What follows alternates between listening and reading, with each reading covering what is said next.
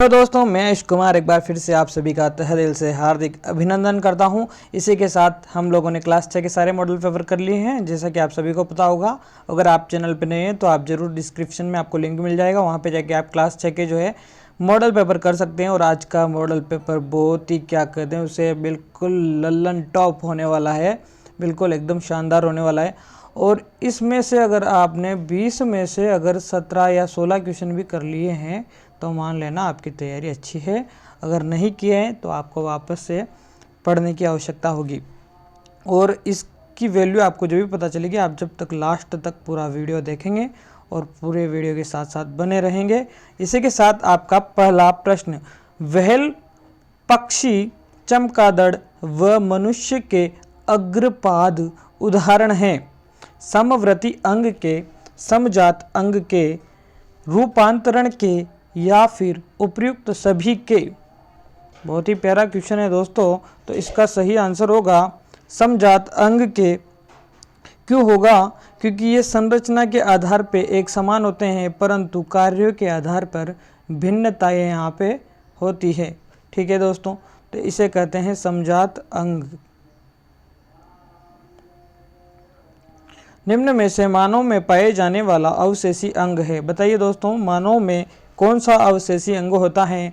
बाह्य कर्ण की पेशियां, निमेषक पटल, पुच्छ कशेरुकी या फिर कृमि रूपी परिशेषिका।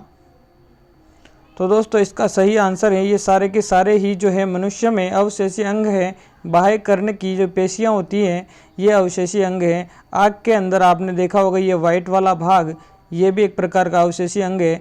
आपने कशेरुक दंड के जस्ट नीचे की साइड में एक होती है पुच्छ कशेरुका, ये भी अवशेषी अंग है।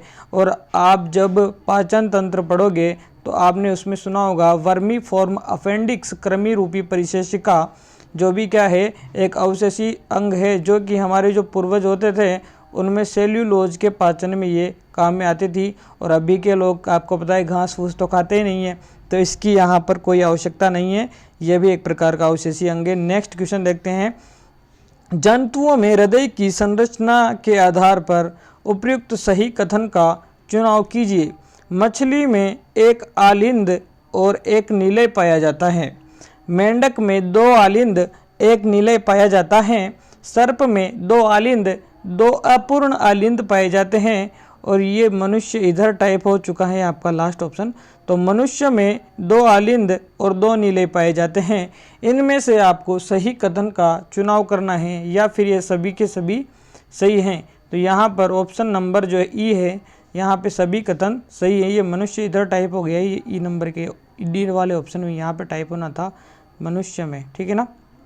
नेक्स्ट क्वेश्चन देखते हैं, निम्न में से सत्य कथन है। मेंढक मछली मानव का पाचन तंत्र समान होता है।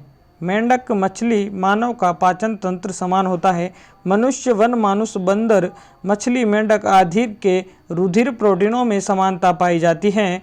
मछली, कछुआ, चूजा, मनुष्य के भ्रूण में आरंभिक विकास लगभग समान होते हैं। तो ये यहाँ पे सारी की सारी बातें सही हैं। तो ये हमको याद होनी चाहिए कि जो है ये सारी की सारी बातों में क्या क्या लिखा हुआ है। एक बार देखना जरूर इनको भी, क्वेश्चन कहीं से भी उठ सकता है, तो इसलिए मैंने ये क्वेश्चन भी ऐड कर दिया ताकि आपके पूरे लेसन में कुछ भी नहीं छूटे। तो नेक्स्ट देखते हैं, प्रत्येक जंतु का भ्रूणीय विकास उसके जातीय विकास के इतिहास को दोहराता है। इसे पुनरावर्तन का सिद्धांत कहते हैं। एक चीज तो यही होगी कंप्लीट कि प्रत्येक जंतु का भ्रूणीय विकास उसके जातीय विकास को दोहराता है। इसे क्या कहते हैं? पुनरावर्तन का विकास। तो अब आपको बताना है कि किस वैज्ञानिक ने इसका प्रतिपादन किया। लेमार्क ने, डार्विन ने, हेकल ने या फिर टेंसिले ने। तो मेरे प्यारे मित्रों इसका सही आंसर होगा हेकल ने जो है आपका पुनरावर्तन का सिद्धांत दिया है। यहाँ तक की बात आपको समझ में आ गई होगी। नेक्स्ट क्वेश्चन देखते हैं मेरे प्यारे मित्रों, लेमार्क के सिद्धांत के बारे में असत्य कथन है। इनमें से असत्य कथन आपको बताना है। इसे उपार्जित लक्षणों की वंशागति का सिद्धांत कहते हैं। लेमार्क के अनुसार वातावरण में परिवर्तन के कारण अधिक उपयोग में आने वाले अंग अधिक विकसित होते हैं, कम उपयोग में आने वाले अंग कम विकसित या फिर लुप्त हो जाते हैं। जिराफ की लंबी गर्दन होना, सांप के पांवों का लुप्त होना, या फिर पीढ़ी दर पीढ़ी चूहों की पूंछ काटे जाने पर कटी पूंछ वाला चूहा उत्पन्न होना। लेमार्क के सिद्धांत के बारे में इनमें से कौन सा कथन असत्य होगा? बहुत ही प्यारा क्वेश्चन है मेरे दोस्तों। इसका सही आंसर है ऑप्शन नंबर 4। ये क्या है, इसके लिए जो अन्य वैज्ञानिक थे उन्होंने क्या बताई थी, इसकी अवहेलना की थी इस बात पे कि आप कह रहे हो कि जो है जैसे जैसे वातावरण में परिवर्तन के अधिक उपयोग होता है और कम उपयोग वाले होने वाले अंग विलुप्त हो जाते हैं, जैसे कि वातावरण में जिराफ की गर्दन लंबी हो जाती है, सांप के पांव लुप्त हो जाते हैं। तो उसी प्रकार से अगर कोई वैज्ञानिक है जिन्होंने पूंछ काटी चूहों की, परंतु फिर भी बिना कटी हुई पूंछ वाला चूहा पैदा नहीं हुआ, कटी हुई पूंछ वाला चूहा पैदा नहीं हुआ, तो ये इसका खंडन करती है। निम्न में से डार्विन के सिद्धांत में सम्मिलित हैं जीवों में संतानोत्पादन, जीवन संघर्ष, प्राकृतिक वर्ण या नई जातियों की उत्पत्ति, नव डार्विनवाद, या फिर सभी के सभी सिद्धांत जो है डार्विनवाद के सिद्धांत में सम्मिलित हैं। बताइए दोस्तों। तो दोस्तों यहाँ पे सभी के सभी कथन सही हैं, इनको एक्सप्लेन करने में टाइम लगेगा, फिर भी अगर आपकी इच्छा है तो मैं थोड़ा बहुत बता देता हूँ। भाई सजीवों में संतानों उत्पन्न करने की क्षमता होती है, बिल्कुल, क्योंकि वो अपनी जाति के अस्तित्व को बनाए रखने के लिए संतान उत्पन्न करते हैं। ठीक है। जीवन संघर्ष, अगर यहाँ पे दो बिल्लियाँ हैं, अगर दोनों के लिए एक ही रोटी है तो दोनों एक दूसरे के लिए लड़ेगी, तो जीवन संघर्ष होगा नहीं होगा? बिल्कुल होगा। प्राकृतिक वर्ण, भाई जो वे ही जीवित रह सकते हैं जो अपने आप को प्रकृति के अनुकूल बना लेंगे। ठीक है। नई जातियों की उत्पत्ति, मतलब पहले क्या है, हम लोग क्या है कुत्ता, गीदड़, भेड़िया, इन सभी को क्या है एक ही जाति में मानते थे, फिर क्या है धीरे धीरे इनमें परिवर्तन हुआ। ठीक है। तो परिवर्तन होने के बाद में इनको क्या है अलग अलग जातियों में बांट दिया गया। नव डार्विनवाद, नव डार्विनवाद में क्या है, नव डार्विनवाद में क्या है कि जो ये पुराने सिद्धांत है ना, नए दृष्टिकोण से जोड़कर इन सारे पुराने सिद्धांतों को, और ये इसने क्या दिया, नव डार्विनवाद का सिद्धांत दिया। तो सभी कथन सही होंगे। जीवों में उत्परिवर्तन निम्नलिखित कारणों से संबंधित हैं। जीन की संख्या के परिवर्तन से, जीन की संख्या की अवस्था में परिवर्तन से, जीनों की संख्या में परिवर्तन से, या फिर उपयुक्त सभी। तो मेरे प्यारे मित्रों, उत्परिवर्तन, जीन की संख्या में परिवर्तन, अवस्था में परिवर्तन और संरचना में परिवर्तन, यानी कि उपयुक्त सभी इसका सही आंसर होगा। नेक्स्ट क्वेश्चन देखते हैं। निम्न में से उत्परिवर्तन के साधन हैं मस्टर्ड गैस, नाइट्रिक अम्ल, फिनॉल, एक्स किरण, बीटा किरणें, उपयुक्त सभी। तो मेरे प्यारे मित्रों, ये क्वेश्चन याद करना है बिल्कुल कि उत्परिवर्तन के कौन कौन से साधन हैं। तो ये सारे के सारे ही साधन यहाँ पर हैं।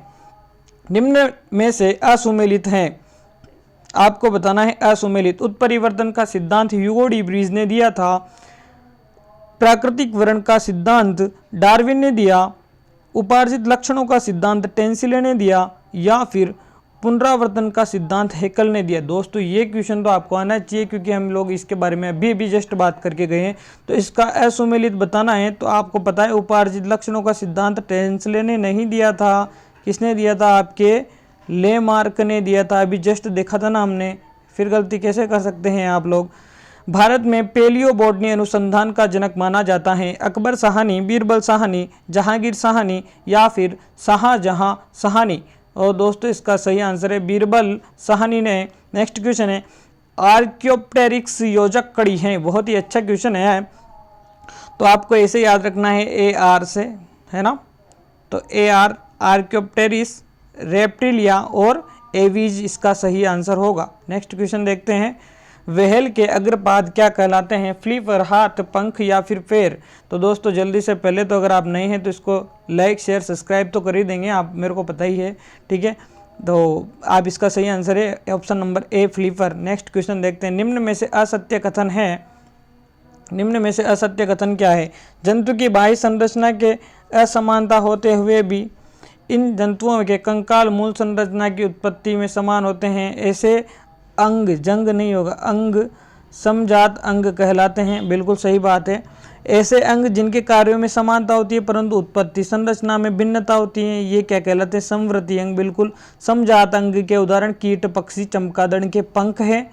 तो दोस्तों इसमें असत्य कथन यही होगा, ऑप्शन नंबर 3 इसका सही आंसर होगा।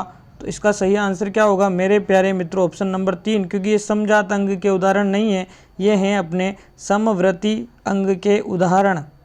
ठीक है मेरे प्यारे मित्रों, तो उपयुक्त सभी इसका सही आंसर नहीं होगा, ये होगा 3 नंबर वाला।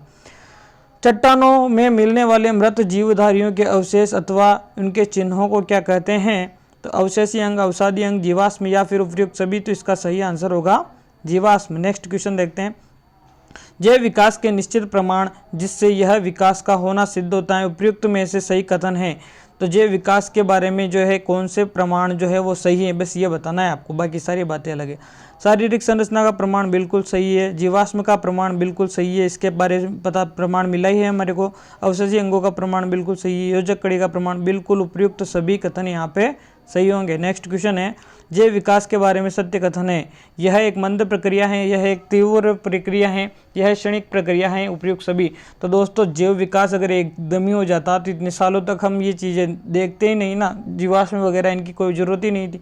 तो यह क्या है, क्षणिक भी नहीं होगा, तीव्र भी नहीं होगा और उपयुक्त सभी भी नहीं होगा। इसका आंसर होगा यह एक मंद प्रक्रिया है। नेक्स्ट क्वेश्चन, समुद्री तल की मछलियों में अवशेषी अंग हैं पंख, पाद, अल्प विकसित आंखें या फिर उपयुक्त सभी। तो इसका सही आंसर होगा ऑप्शन नंबर 3।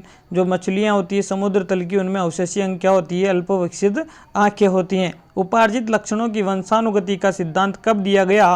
तो मेरे प्यारे मित्रों इसका सिद्धांत दिया गया था 1809 में, 1807, 1808, 1809, ऑप्शन नंबर 3 सही आंसर होगा। नेक्स्ट क्वेश्चन, लास्ट क्वेश्चन, गुणसूत्रों में होने वाला अकस्मात वंशानुगत परिवर्तन किस सिद्धांत से परिभाषित होता है? प्राकृतिक वर्ण, उत्परिवर्तन, उपार्जित लक्षण या फिर उपयुक्त सभी। तो अकस्मात वंशानुगत परिवर्तन मेरे प्यारे मित्रों उपार्जित लक्षणों के सिद्धांत से जो है परिभाषित होता है। तो आप जल्दी से बताइएगा मेरे मित्रों 20 में से कितने क्वेश्चन आपके सही निकले। और नए हो आप तो चैनल को सब्सक्राइब प्लीज़ जरूर कर दीजिएगा और इसी के साथ लाइक भी कर दीजिएगा। बहुत बहुत धन्यवाद, आभार।